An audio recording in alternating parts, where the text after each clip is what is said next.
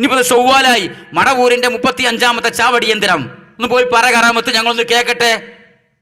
കറാമത്ത് പ്രചാരകരുടെ ഇമാമായ ഇവൻ വരെ ഒതുങ്ങി. എന്തിനാണോ ഈ ലൊട്ടിലൊടുക്കായ ഈ മടവൂർ കാഫിലക്കാരൻ സിറാജുദ്ദീൻ ലത്തീഫി എടോ അന്നെയും ഒതുക്കേണ്ട മാതിരി ഒതുക്കും, നിർത്തണ്ടോടത്ത് നിർത്തും.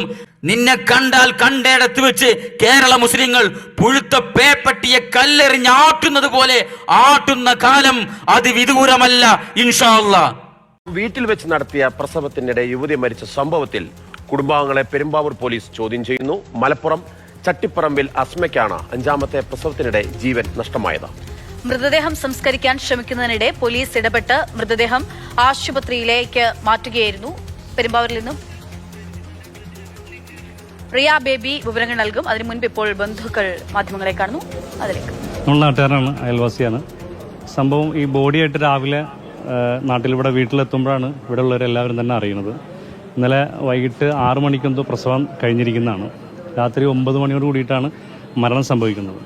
ഇതിൻ്റെ ഇടയിൽ ഇദ്ദേഹം ഈ പെൺകുട്ടിയുടെ വീട്ടുകാരോടോ ആരോടും തന്നെ ഈ പ്രസവിച്ച വിവരമോ അതല്ലെങ്കിൽ ഇങ്ങനെ ക്രിട്ടിക്കലായ സ്ഥിതിമോ മരിച്ച വിവരമോ പറയുണ്ടായില്ല.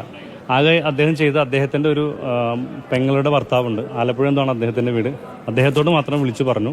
പക്ഷെ അദ്ദേഹം വീട്ടിൽ വിളിച്ച് പറയുന്ന സാഹചര്യം ഉണ്ടായില്ല.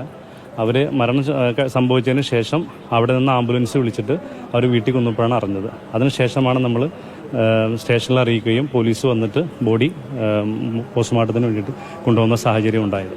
അതുപോലെ തന്നെ ഈ സിറാജുദ്ദീൻ ഒരു ഇങ്ങനെയുള്ള സിദ്ധ വൈദ്യം, അതുപോലെ തന്നെ ഈ സിദ്ധ മന്ത്രവാദം അങ്ങനെയുള്ള കാര്യങ്ങളിലൊക്കെ ചെയ്യുന്ന ഒരാളായിരുന്നു. അതുപോലെ തന്നെ ഈ പ്രഭാഷണം മറ്റുമൊക്കെ നടത്തുന്ന ഒരാളായിരുന്നു എന്നാണ് നമുക്ക് ലഭിക്കുന്ന വിവരം. ഇപ്പോൾ നാട്ടുകാരിൽ ഒരാളാണ് നമുക്കിപ്പം ചേരുന്നത്. ചേട്ടാ, ഇയാൾ ഇത്തരത്തിലുള്ള ചില അന്ധവിശ്വാസങ്ങളും മറ്റുമൊക്കെ പ്രചരിപ്പിക്കുന്ന രീതിയിലുള്ള ഒരാളായിരുന്നു അല്ലേ? ഇയാള് ഞാനിന്ന് തൊട്ടടുത്ത് എൻ്റെ വീട്. അപ്പോൾ എനിക്ക് അറിയാവുന്നൊരു വിവരം എന്ന് പറഞ്ഞാൽ ഇയാൾ ഈ അടുത്തുള്ള അയൽവാസികളുമായിട്ട് ഒരു ബന്ധവും ഇല്ലാത്ത ഒരാളാണ്. അദ്ദേഹത്തിൻ്റെ പേര് വരെ നമ്മൾക്ക് ഇന്നാണ് മനസ്സിലാവുന്നത്. പിന്നെ എത്ര കുട്ടികളുണ്ട് ഇതൊന്നും നമ്മൾക്കറിയില്ല. ഇന്ന് ഉള്ള വാർത്തൻ്റെ ഇതനുസരിച്ചാണ് 5ാമത്തെ കുട്ടിയാണ് പ്രസവിച്ചത് നമുക്ക് മനസ്സിലാകുന്നത്. ഇയാളൊരു ചാനൽ നടത്തുന്നുണ്ട്, അതിൻ്റെ പേര് മടവൂർ കാഫില എന്നുള്ളതാണ്. അതായത് 10-35 വർഷം മുമ്പ് മരിച്ചുപോയ ഒരാളെ അത്ഭുതങ്ങൾ ഇയാൾ പറഞ്ഞിട്ട് മറ്റുള്ളവരെ ഒരു ചാനലിലൂടെ അറിയിച്ചിട്ട് അതാണ് ഇയാൾ നമ്മൾ ആർക്കും ഇത് സെർച്ച് ചെയ്താൽ കിട്ടുന്ന കാര്യമാണത്. ആ ചാനൽ മടവൂർ കാഫില എന്നാണ് അതിൻ്റെ പേര്.